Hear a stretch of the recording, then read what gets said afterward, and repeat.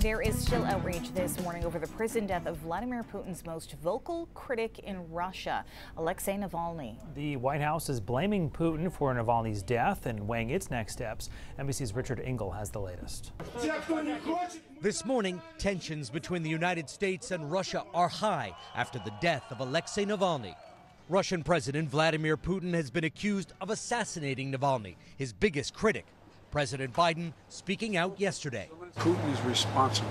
This morning, Navalny's widow blaming President Putin for his death and accusing the Kremlin of holding his body to hide the evidence.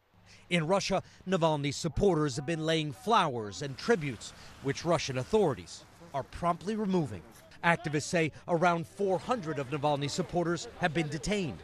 Prison officials say the 47-year-old Navalny, who barely survived a poisoning in 2020, collapsed and died suddenly last week at a penal colony in Siberia, one day after looking healthy during a court appearance. Russian officials say they have yet to determine the cause of death. As the Biden administration condemned the death of yet another Russian activist to die under mysterious circumstances, the president has also been reassuring Ukraine's President Zelensky that he still has Washington's support. Russian troops are arguably today in their strongest position since invading Ukraine, capturing the small Ukrainian city of Avdiivka this weekend, Russia's first significant advance in nearly a year.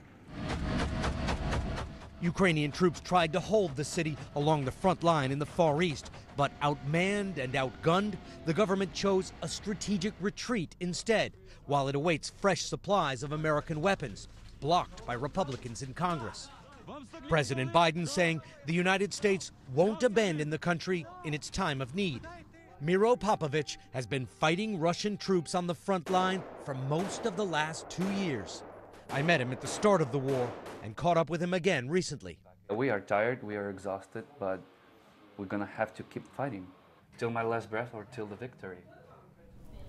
That was NBC's Richard Engel reporting. Still